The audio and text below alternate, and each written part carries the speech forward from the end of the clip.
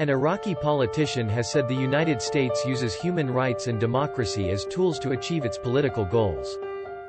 وكل المؤشرات في الوقت الحاضر تشير إلى هناك تراجع وهناك مشاكل كبيرة ومشاكل طبقية أساسية في الولايات المتحدة الأمريكية.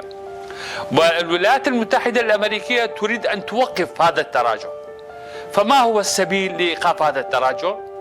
أولا خلق بؤر التوتر، ثانيا قضية الضغط على التجارة العالمية، وهذه القضية جزء من هذا القانون، قانون بمعنى الأعمال القسرية في إيغور، هو جزء من مساعي الولايات المتحدة في هذا المضمار.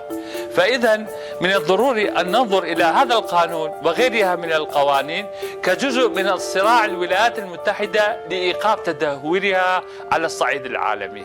وهذا القانون لا علاقة لها بحقوق الإنسان، ولا علاقة لها بالطبقة العاملة، ولا علاقة لها بالعمالة. سياسات الولايات المتحدة الأمريكية هي سياسات مبنية على التدخلات العسكرية وعلى سياسات الغزو، وهذه السياسات التي استخدمتها بذريعة حقوق الإنسان وبذريعة الديمقراطية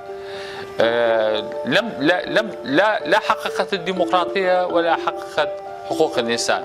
وهذه السياسات كانت فاشلة لأنها لم ترتكز على الشرعية الدولية.